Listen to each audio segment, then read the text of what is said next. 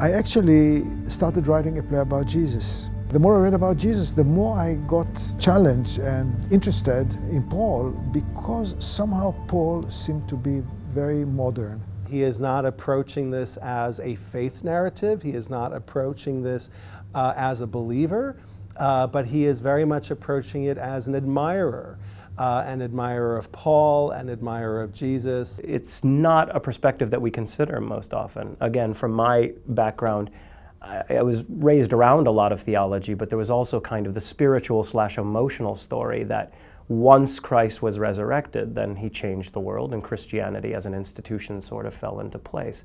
And what Moti is getting us to examine is that there were a lot of interpersonal and politics surrounding this rift between Judaism and Christianity. And he explores that in the sort of dissolution of a friendship, an estranged marriage, and political forces that are pulling family members apart. Now, it is a play, so it's a fictionalized depiction of this man.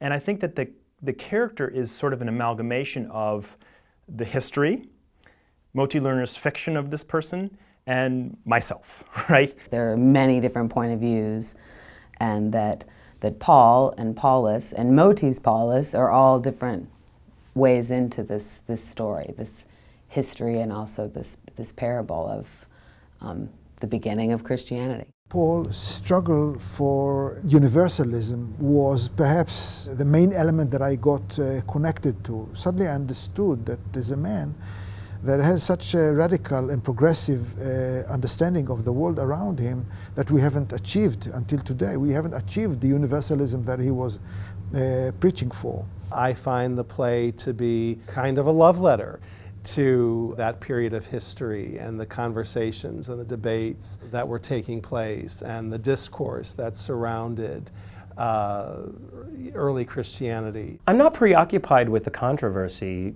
or the controversial elements surrounding this play as much as I'm really trying to zero in on the specificity of the argument that Moti is making. And that argument isn't necessarily a broad one or that needs to be digested or can be encapsulated into one particular message. His message is, how do theological ideas inform personal relationships? How do humans put theology into place? And how does this affect the other humans? At a very basic level, there's this element of universalism in it, just by virtue of the fact that all faiths struggle with this on some level.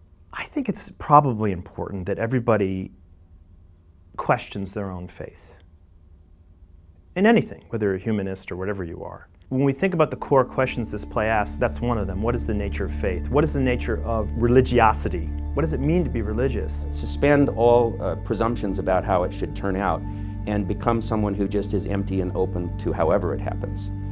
Parables make us dig deeper and look into our own spiritual practices so we don't become complacent or dogmatic in them, but open up other lenses to view our own spirituality as well as each other's. No matter how much you know, you don't know everything. And just because somebody doesn't believe what you believe, they're still human. And if you're coming from a scriptural context, above all things there is love. And it says to love.